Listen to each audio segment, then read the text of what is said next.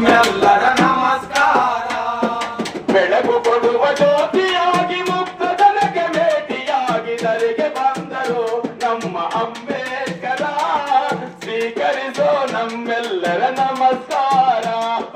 ಸ್ವೀಕರಿಸೋ ನಮ್ಮೆಲ್ಲರ ನಮಸ್ಕಾರ. ಶಿಕ್ಷಣ ಸಂಘಟನೆಯ ರುಚಿಯ ತೋರಿದೆ. ಶಿಕ್ಷಣ ಸಂಘಟನೆಯ ರುಚಿಯ ತೋರಿದೆ. ಹೋರಾಡಲು ಎಲ್ಲರನ್ನೂ ಅಣಿಯು ಮಾಡಿದೆ.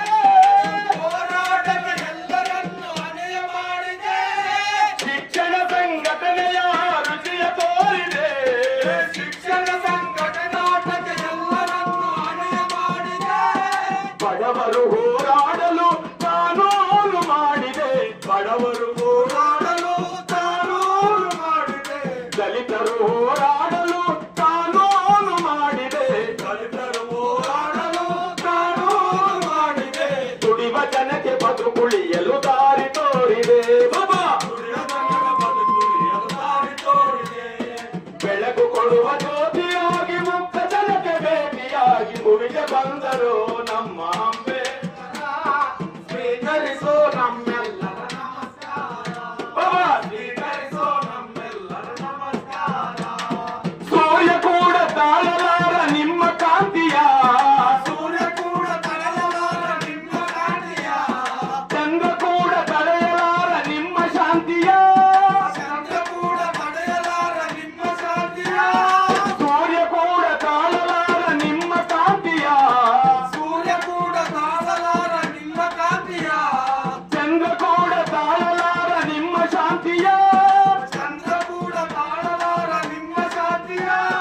ನಮ್ಮ ಬಿಟ್ಟು ಹೋದೆಯ ಪುನಃ ಹುಟ್ಟಿ ಬಾರೆಯ. ನಮ್ಮ ಬಿಟ್ಟು ಹೋದಯ ಪುನಃ ಹುಟ್ಟಿ ಬಾರಯ. ನಮ್ಮ ಬಿಟ್ಟು ಹೋದೆಯ ಪುನಃ ಹುಟ್ಟಿ ಬಾರೆಯ. ನಮ್ಮ ಬಿಟ್ಟು ಹೋದಯ ಪುನಃ ಹುಟ್ಟಿ ಬಾರಯ. ನಮ್ಮೆಲ್ಲರ ನಗಲಿ ನೀನು ಅಮರನಾದೆಯ. ನಮ್ಮೆಲ್ಲರಾಗಲಿ ನೀನು ಅಮರನಾದಯ. ನಮ್ಮೆಲ್ಲರ ನಗಲಿ ನೀನು ಅಮರನಾದೆಯ. ನಮ್ಮೆಲ್ಲರಾಗಲಿ ನೀನು ಅಮರನಾದಯ.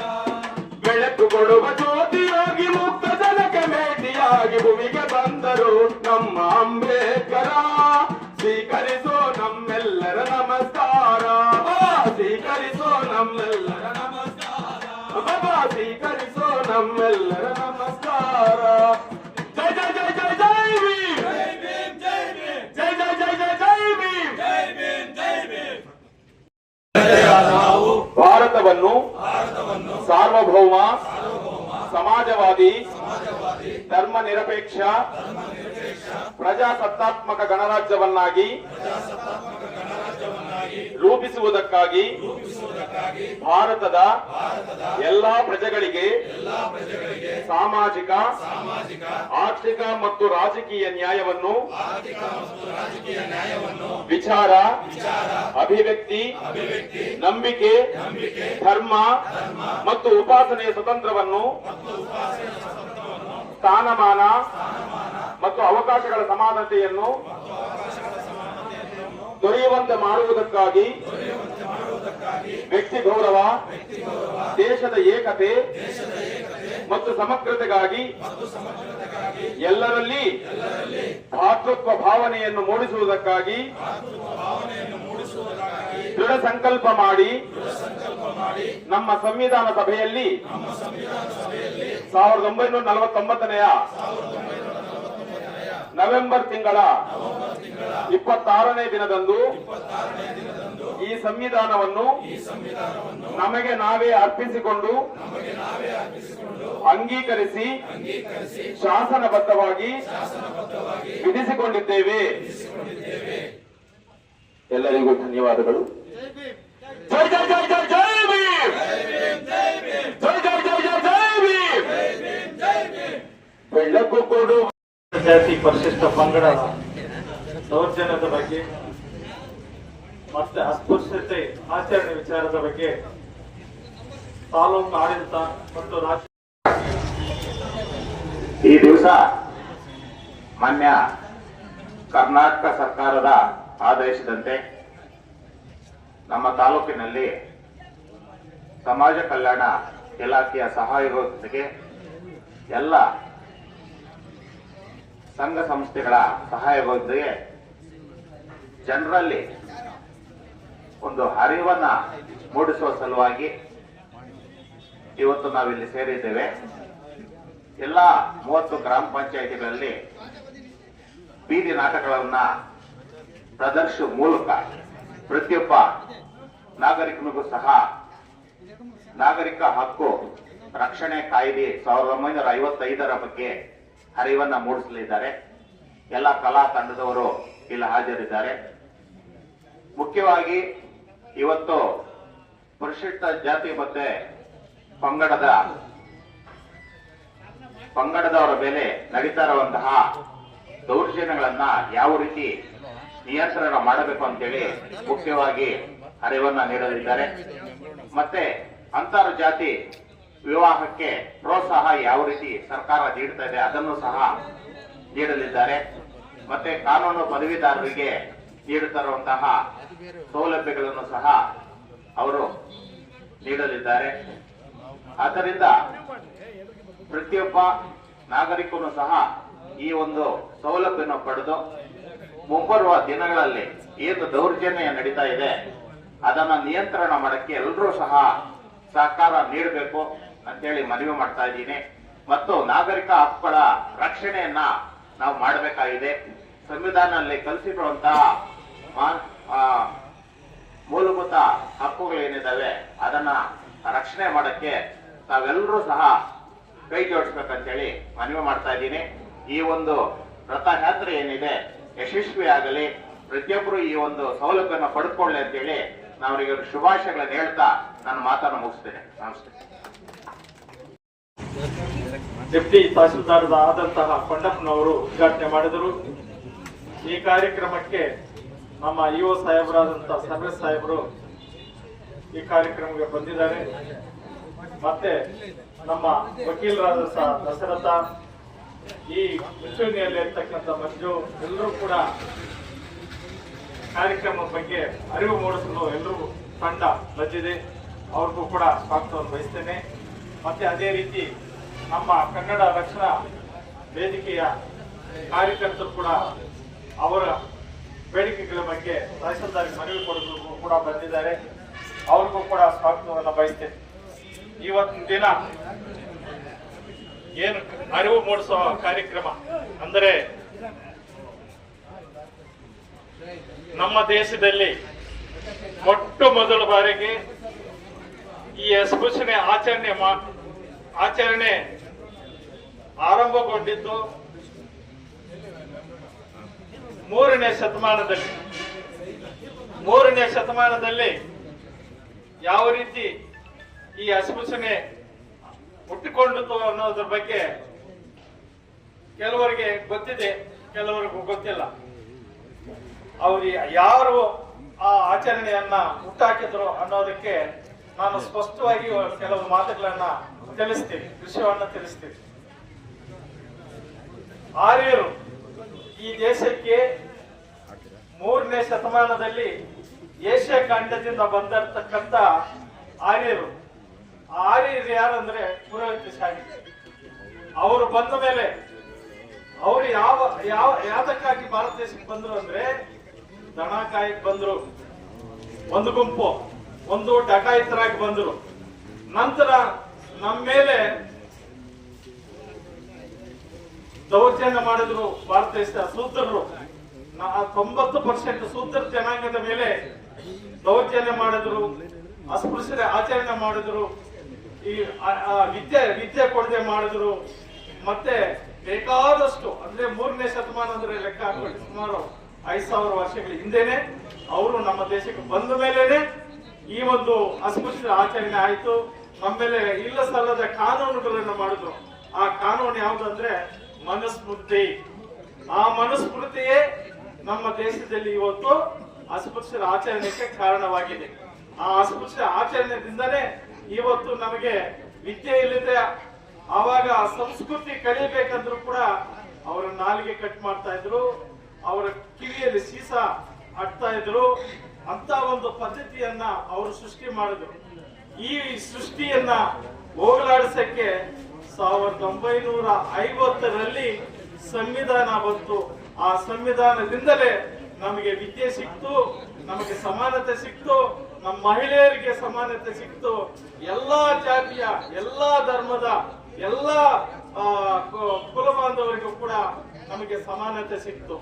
ಆವಾಗಲಿಂದ ಇದುವರೆಗೂ ಕೂಡ ಅದಕ್ಕೆ ಮೊದಲು 1882ರಲ್ಲಿ ಮಹಾತ್ಮ ಫುಲೆ ಎಂಬುವರು ವಿದ್ಯೆಯನ್ನು ಕಲಿಸಿಕೊಟ್ರು. ಮತ್ತೆ ಅವರ ಹೆಂಡತಿಯಾದಂತ ಸಾವಿತ್ರಿಬಾಯಿ ಫುಲೆ ಅವರು ಕೂಡ ವಿದ್ಯಾಭ್ಯಾಸವನ್ನ ಈ ದೇಶದಲ್ಲಿ ಪರಿಚಯ ಮಾಡಿಕೊಟ್ರು. ಈ ಸಮಾಜಕ್ಕೆ ಶಿಕ್ಷಣವನ್ನು ಕೊಟ್ರು. ನಂತರ ಆವಾಗಲಿಂದ ಅದಕ್ಕೆ ಮೊದಲು ನಮ್ಮ ಸೂತ್ರರಿಗೆ ಯಾರು ಕೂಡ, ನಾವೆಲ್ಲರೂ ಕೂಡ ಸೂತ್ರರೇ, ನಾವೆಲ್ಲ ಕೂಡ ಸೂತ್ರರೇ, ವಿದ್ಯೆಯನ್ನು ಕೊಡಲಿಲ್ಲ. ಆ ನಂತರ ನಮಗೆ ವಿದ್ಯೆಯನ್ನು ಕೊಟ್ಟದ ಮೇಲೆ ನಮಗೆ ಬೆಳಕೊಂಡು ಕಾಣಿಸ್ತು ಈ ಸಮಾಜದಲ್ಲಿ. ಈ ಸಮಾಜದಲ್ಲಿರ್ತಕ್ಕಂಥ ಏರುಪೇರುಗಳು ಕೂಡ ಇನ್ನೂ ಕೆಲವು ನಮ್ಮ ಸಮಾಜದಲ್ಲಿ ಇನ್ನೂ ಹೋಟೆಲ್ಗಳಲ್ಲಿ ಕ್ಲಾಸ್ಗಳು ಆಚೆ ಇಡ್ತಾ ಇದ್ದಾರೆ. ಇನ್ನ ಕೆಲವು ದೇವಸ್ಥಾನಗಳಿಗೆ ಎಕ್ಸ್ಪ್ರೆಷನ್ ಬಿಡ್ತಾ ಇಲ್ಲ, ಹೋಟೆಲ್ ಬಿಡ್ತಾ ಇಲ್ಲ, ಸಾರ್ವಜನಿಕ ಸ್ಥಳಗಳಲ್ಲಿ ಬಿಡ್ತಾ ಇಲ್ಲ.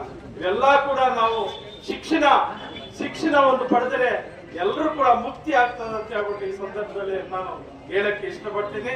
ಬಾಬಾ ಸಾಹೇಬ್ ಅಂಬೇಡ್ಕರ್ ಹೇಳಿರೋದಿಷ್ಟೇ, ಶಿಕ್ಷಣ ಸಂಘಟನೆ ಹೋರಾಟ ಅಂತ ಹೇಳ್ಬಿಟ್ಟು. ಪ್ರತಿಯೊಬ್ಬ ಮನುಷ್ಯನಿಗೂ ಶಿಕ್ಷಣ ಕೊಟ್ಟಿದ್ದು ಬಾಬಾ ಸಾಹೇಬ್ ಅಂಬೇಡ್ಕರ್ ಅವರು. ನಾವೆಲ್ಲರೂ ಕೂಡ ಮನಗಾಣಬೇಕು. ಬಾಬಾ ಸಾಹೇಬ್ ಅಂಬೇಡ್ಕರ್ ಅವರು 6ನೇ ಪ್ರೈಮರಿ ಸ್ಕೂಲಲ್ಲಿ ಪ್ರಾಥಮಿಕ ಶಾಲೆಯಲ್ಲಿ ಓದಬೇಕಂದ್ರೆ ಅವ್ರನ್ನ ಶಾಲೆಯಲ್ಲಿ ಸೇರಿಸಲಿಲ್ಲ. ಎಲ್ಲರೂ ಕೂಡ ತಿಳ್ಕೊಳ್ಳಿ, ಶಾಲೆ ಒಳಗಡೆ ಸೇರಿಸಲಿಲ್ಲ, ಅವರ ಆಚೆಯಿಂದನೇ ಓದಿ ಇವತ್ತು ಭಾರತ ದೇಶಕ್ಕೆ ಸಂವಿಧಾನವನ್ನು ಬರೆದುಕೊಟ್ರು. ಅವ್ರು ಎಷ್ಟು ಡಿಗ್ರಿಗಳು ಮಾಡಿದ್ರು ಅಂದ್ರೆ ನೀವೆಲ್ಲರೂ ಕೂಡ ತಿಳ್ಕೋಬೇಕು. 38 ಡಿಗ್ರಿಗಳನ್ನ ಮಾಡಿದ್ರು ಬಾಬಾ ಸಾಹೇಬ್ ಅಂಬೇಡ್ಕರ್. ಅವರ ಬಡತನದಲ್ಲಿ ಹುಟ್ಟಿ ಅಂದ್ರೆ ಅವರ ಜೀವನ ಶೈಲಿ ತಿಳ್ಕೊಂಡು ಎಲ್ಲರೂ ಕೂಡ ತಿಳ್ಕೋಬೇಕು, ಎಲ್ಲ ಮಾಡುವವರು ಕೂಡ ತಿಳ್ಕೋಬೇಕು ಅಂತ ವ್ಯಕ್ತಿ ಈ ದೇಶದಲ್ಲಿ ಅಲ್ಲ, ಪ್ರಪಂಚದಲ್ಲೇ ಹುಟ್ಟಿಲ್ಲ. ಪ್ರಪಂಚದಲ್ಲೇ ಅತ್ಯುನ್ನತವಾದಂತ ವಿದ್ಯಾಭ್ಯಾಸವನ್ನ ಪಡೆದಂತವರು ಬಾಬಾ ಸಾಹೇಬ್ ಅಂಬೇಡ್ಕರ್ ಅವರು. ಬಾಬಾ ಸಾಹೇಬ್ ಅಂಬೇಡ್ಕರ್ ಅವರು ಕೊಟ್ಟಂತ ಸಂವಿಧಾನದಲ್ಲಿ ಈ ಭಾರತ ದೇಶದಲ್ಲಿ ಎಲ್ಲಾ ಸಮಾಜದವರೆಗೂ, ಎಲ್ಲಾ ಧರ್ಮದವರೆಗೂ, ಜೈನರಾಗ್ಬೋದು, ಸಿಖ್ರಾಗ್ಬೋದು, ಬೌದ್ಧರಾಗ್ಬೋದು, ಹಿಂದೂ ಧರ್ಮ ಆಗ್ಬೋದು, ಎಲ್ಲಾ ಧರ್ಮಗಳಿಗೂ ಕೂಡ ಸಮಾನತೆಯನ್ನು ಕೊಟ್ಟಂತಹ ಸಂವಿಧಾನ ಯಾವ್ದಾದ್ರು ಇದೆ ಅಂದ್ರೆ ಬಾಬಾ ಸಾಹೇಬ್ ಅಂಬೇಡ್ಕರ್ ಕೊಟ್ಟಿರ್ತಕ್ಕಂಥ ಸಂವಿಧಾನ ಅನ್ನೋದನ್ನ ಮರಿಬಾರದು. ಅದಕ್ಕೋಸ್ಕರ ನಾವೆಲ್ಲರೂ ಕೂಡ ಮಾನವರೇ ಅಂತ ತಿಳ್ಕೊಂಡು ನಮ್ಮ ಎರಡೇ ಜಾತಿ ಇರೋದು ಇಡೀ ಪ್ರಪಂಚದಲ್ಲಿ, ಇಡೀ ಸಮಾಜದಲ್ಲಿ ಎರಡೇ ಜಾತಿ ಇರೋದು, ಒಂದು ಹೆಣ್ಣು, ಒಂದು ಗಂಡು. ಇದೆಲ್ಲ ಕೂಡ ಬಾಬಾ ಸಾಹೇಬ್ ಅಂಬೇಡ್ಕರ್ ಹೆಚ್ಚಿಗೆ ಮಹಿಳೆಯರಿಗೆ ಆದ್ಯತೆ ಕೊಟ್ಟಿದ್ದಾರೆ. ಮಹಿಳೆಯರಿಂದನೇ ಕಾನೂನು ಸಚಿವರಾಗಿದ್ದಾಗ ಅವರಿಗೆ ಹಿಂದೂ ಕೋಡ್ ಬಿಲ್ಲು ಪಾಸ್ ಮಾಡಬೇಕೆಂದು ಪ್ರಯತ್ನ ಪಟ್ಟಾಗ ಕೆಲವರೆಲ್ಲ ಕೂಡ ವಿರೋಧ ಮಾಡಿದ್ರು. ಆ ವಿರೋಧ ಮಾಡೋದಕ್ಕೆ, ಬಿಲ್ ಪಾಸ್ ಆಗ್ತಿದ್ದಕ್ಕೆ 1952ರಲ್ಲಿ ಅವ್ರ ಕಾನೂನು ಪದವಿ ಸಚಿವರಿಗೆ ರಾಜೀನಾಮೆ ಕೊಟ್ಟು ಹೊರಗಡೆ ಬಂದ್ರು. ಅಂತ ಯಾರಿಗೋಸ್ಕರ ಅಂದ್ರೆ ಮಹಿಳೆಯರಿಗೋಸ್ಕರ. ಅದು ಯಾಕಂತಂದ್ರೆ ಈಕ್ವಾಲಿಟಿ ಬೇಕು, ಸಮಾನತೆ ಬೇಕು. ಈ ದೇಶದಲ್ಲಿ ಎಲ್ಲರೂ ಒಂದೇ, ಮಾನವರೆಲ್ಲರೂ ಒಂದೇ ಅನ್ನೋದ ಭಾವನೆ ಇಟ್ಕೊಂಡು ಅವರು ರಾಜೀನಾಮೆ ಕೊಟ್ಟು ಹೊರಗಡೆ ಬಂದ್ರು. ಅಂತ ಮಹಾನ್ ವ್ಯಕ್ತಿ ಇವತ್ತು ನಾವು ನೆನೆಸ್ಕೊಳ್ಬೇಕಾಗ್ತದೆ. ಇಡೀ ಪ್ರಪಂಚದಲ್ಲೇ ಅತ್ಯುನ್ನತವಾದಂತಹ ಶ್ರೇಷ್ಠವಾದಂತಹ ಸಂವಿಧಾನ ಯಾವ್ದಾದ್ರು ಇದೆ ಅಂದ್ರೆ ಅದು ಭಾರತ ದೇಶದ ಸಂವಿಧಾನ. ಬಾಬಾ ಸಾಹೇಬ್ ಅಂಬೇಡ್ಕರ್ ಕೊಟ್ಟಿರ್ತಕ್ಕಂಥ ಸಂವಿಧಾನ ಅನ್ನೋದನ್ನು ಮರಿಬಾರ್ದು. ಇವತ್ತಿನ ದಿನ ರಾಜ್ಯ ಸರ್ಕಾರದ ಕಾನೂನು ಪ್ರಕಾರ ಎಲ್ಲ ಕೂಡ ಆಗಲ್ಲ. ಮನುಷ್ಯರಾಗಿ ನಾವು ಗುರುತಿಸ್ಕೋಬೇಕು ಅನ್ನೋ ಭಾವನೆ ಇಟ್ಕೊಂಡು ನಾವೆಲ್ಲರೂ ಕೂಡ ಸಹಬಾಳ್ವೆಯನ್ನ ಸಮಾಜದಲ್ಲಿ ನಡಿಬೇಕು ಅಂತ ಹೇಳ್ಬಿಟ್ಟು ಈ ಅರಿವು ಕಾರ್ಯಕ್ರಮ ಈ ನಮ್ಮ ಜಾಥಾ ತಂಡದವರೆಲ್ಲರೂ ಕೂಡ ಮಾಡ್ತಾ ಇದ್ದಾರೆ. ಅವ್ರಿಗೆಲ್ಲರೂ ಕೂಡ ನಾನು ಕೃತಜ್ಞತೆ ತಿಳಿಸ್ತಾ ನನಗೆ ಕೊಟ್ಟಿರ್ತಕ್ಕಂಥ ಎರಡು ಮಾತುಗಳನ್ನು ಆಡ್ತಾ ಮುಗಿಸ್ತಾ ಇದ್ದೀನಿ. ಜೈ ಭೀಮ್. ಎಲ್ಲ ಸಂಘಟನೆಯ ಮುಖಂಡರು, ಹಿರಿಯ ಅಧಿಕಾರಿಗಳು, ತಾಲೂಕು ಶಿಸ್ತೇತರರು ಹಾಗೂ ಕನ್ನಡ ರಕ್ಷಣಾ ಎಲ್ಲ ಮುಖಂಡರಿಗೂ ಸುತ್ತ ಈ ದಿನ ಜಿಲ್ಲಾಡಳಿತ ಮತ್ತು ಆಡಳಿತ ಸಮಾಜ ಕಲ್ಯಾಣ ವತಿಯಿಂದ ಹಮ್ಮಿಕೊಂಡಿರುವಂತಹ ಈ ಒಂದು ಜನಪರ ಕಾರ್ಯಕ್ರಮಕ್ಕೆ ಎಲ್ಲ ಹಿರಿಯರು, ಮುಖಂಡರು, ಉತ್ಸವದಿಗಳು ಎಲ್ಲರೂ ಭಾಗಿಯಾಗಿ ಸವಿಸ್ತರವಾಗಿ ಯಾವ ಥರ ಈ ಅಸ್ಪೃಶ್ಯತೆಯನ್ನು ಹೋಗಲಾಡಿಸಬೇಕು, ಮುಂದೆ ಸಮಾಜದಲ್ಲಿ ಸೌಹಾರ್ದತೆಯಿಂದ ಸೌಭಾಗ್ಯತೆಯಿಂದ ಬದುಕಬೇಕು ಅಂತೇಳಿ ನಮ್ಮಲ್ಲಿ ಹಿರಿಯರು, ಮುಖಂಡರಾದ ನಮ್ಮ ವೆಂಕಟರಮಣ್ಣವರು, ನಮ್ಮ ಪುಟ್ವೇಶ್ ಸರ್ ಅವರು, ನಮ್ಮ ಮಂಡಪ ಸರ್ ಅವರು ಎಲ್ಲರೂ ತಿಳಿಸಿಕೊಟ್ಟಿದ್ದಾರೆ. ಅದೇ ಥರ ಎಲ್ಲರೂ ಮನುಷ್ಯರಾಗಿ ಬದುಕೋಣ ಅಂತೇಳಿ ಹೇಳಿ ಈ ಒಂದು ಎರಡನ್ನು ಮಾತನ್ನು ಆಡಲು ಅವಕಾಶ ಕೊಟ್ಟಂತ ಎಲ್ಲ ಹಿರಿಯರಿಗೂ ಹಾಗೂ ರಾಜ್ಯ ಸರ್ಕಾರಕ್ಕೂ ವಂದಿಸುತ್ತಾ ನನ್ನ ಮಾತನ್ನು ಮುಗಿಸುತ್ತೇನೆ. ಜೈ ಭೀಮ್. ಡಾಕ್ಟರ್ ಸರ್ವೇಶ್ ಸರ್ ಬಂದಿದ್ದಾರೆ. ಅವ್ರಿಗೂ ಸಹ ಈ ಒಂದು ಕಾರ್ಯಕ್ರಮಕ್ಕೆ ಸ್ವಾಗತವನ್ನು ಬಯಸ್ತಾ ಇದ್ದೀನಿ. ಈಗ ಈ ಒಂದು ಕಾರ್ಯಕ್ರಮವನ್ನು ಕುರಿತು ನಮ್ಮ ಸಂಸ್ಥೆದಾರರಾದಂಥ ಬಡ್ಡಬಸ್ತನವರು ಮಾತನಾಡಬೇಕಾಗಿ ನಮ್ಮಲ್ಲಿ ಮನವಿ ಮಾಡ್ತೀವಿ. ಜಿಲ್ಲಾಡಳಿತ ಮತ್ತು ತಾಲೂಕು ಆಡಳಿತ ಸಂಬಂಧಿಸಿದ ಇವತ್ತು ಪರಿಶಿಷ್ಟ ಜಾತಿ ಪರಿಶಿಷ್ಟ ಪಂಗಡ ಯೋಜನೆ ಮತ್ತು ಯೋಜನದ ಬಗ್ಗೆ ಓಡಿಸಲು ಜನಪರದ ಸಂಸ್ಕೃತಿ ಕಾರ್ಯಕ್ರಮ ಹಮ್ಮಿಕೊಂಡಿದ್ದಾರೆ. ಈ ಕಾರ್ಯಕ್ರಮದ ಕಲಾತಂತ್ರದ ಬಗ್ಗೆ ಆಗಮಿಸಿ ನಮ್ಮೆಲ್ಲರಿಗೂ ಕೂಡ ತಾಲೂಕು ಆಡಳಿತ ನಮಗೆ ಈ ಅಸ್ಪೃಶ್ಯತೆ ಹುಟ್ಟಿದಾಗಲಿಂದ ಕೂಡ ಸುಮಾರು 1947ರಿಂದ ಕೂಡ ಇಲ್ಲಿ ತನಕ ಕೂಡ ಹೋಗಲಾಡಿಸೋಕ್ಕೆ ಆಗ್ತಾ ಇದೆ. ಆದರೆ ಎಲ್ಲ ಕಡೆನೂ ಒಂದೇ ಥರ ಇರುತ್ತೆ. ಒಂದೊಂದು ಗ್ರಾಮಗಳಲ್ಲಿ, ಒಂದೊಂದು ಪಂಚಾಯತಿಯಲ್ಲಿ, ಒಂದೊಂದು ಪಟ್ಟಣದಲ್ಲಿ ಒಂದೊಂದು ನಿಯಮಗಳನ್ನ ಪಾಲಿಸಿಕೊಂಡು ಹಿಂದೆಯಿಂದ ಇಲ್ಲಿವರೆಗೂ ಕೂಡ ಅದೇ ರೀತಿನೇ ಬರ್ತಾ ಇದೆ. ದೌರ್ಜನ್ಯ ಒಂದಲ್ಲ ಒಂದು ದಿವಸದಲ್ಲಿ ಒಂದು ಕಡೆ ಒಂದು ರಾಜ್ಯದಲ್ಲಿ ಒಂದೊಂದು ತರ ನಡ್ಕೊಂಡು ಬರ್ತಾನೆ ಇದೆ. ಅದನ್ನ ತಡೆಗಟ್ಟಕ್ಕೆ ಯಾರಿಂದನೂ ಸಾಧ್ಯ ಆಗ್ತಾ ಇಲ್ಲ. ಆದ್ರೆ ನಿಜವಾಗಿ ಪರಿಶಿಷ್ಟ ಜನತೆ ಮತ್ತು ಪರಿಶಿಷ್ಟ ಪಂಗಡದವರಿಗೆ ದೌರ್ಜನ್ಯ ನಿಲ್ಲಲು ಯಾವುದೇ ಸರ್ಕಾರ ಬಂದರೂ ಕೂಡ ಅದನ್ನ ಕಟ್ಟುನಿಟ್ಟಿನ ಕ್ರಮ ತೆಗೆದುಕೊಳ್ಳಕ್ಕೆ ಸರ್ಕಾರ ವಿಫಲವಾಗಿದೆ. ಯಾಕಂದ್ರೆ ನಾನು ಈ ಮಾತನ್ನ ಮಾತಾಡಬಾರ್ದು, ಆದ್ರೂ ಕೂಡ ನಡೀತಾ ಇರುವಂತ ರೀತಿ ಇದೆಯಲ್ಲ, ಆ ರೀತಿಯನ್ನ ನಾವು ಇದೇ ತರನೇ ನಡ್ಕೊಂಡು ಹೋಗ್ತಾ ಇದ್ದೀವಿ. ಹಾಗಾಗಿ ಈ ಒಂದು ನನಗೆ ಎರಡು ಮಾತನ್ನ ಮಾತಾಡಲು ಅವಕಾಶ ಕೊಟ್ಟ ಎಲ್ಲ ಸಂಘ ಸಂಸ್ಥೆಗಳಿಗೂ ಮತ್ತು ಪ್ರತಿನಿಧಿಗಳಿಗೂ ಹೊಂದಿಸ್ತಾ ಈ ಮಾತನ್ನ ಮುಗಿಸ್ತೀನಿ.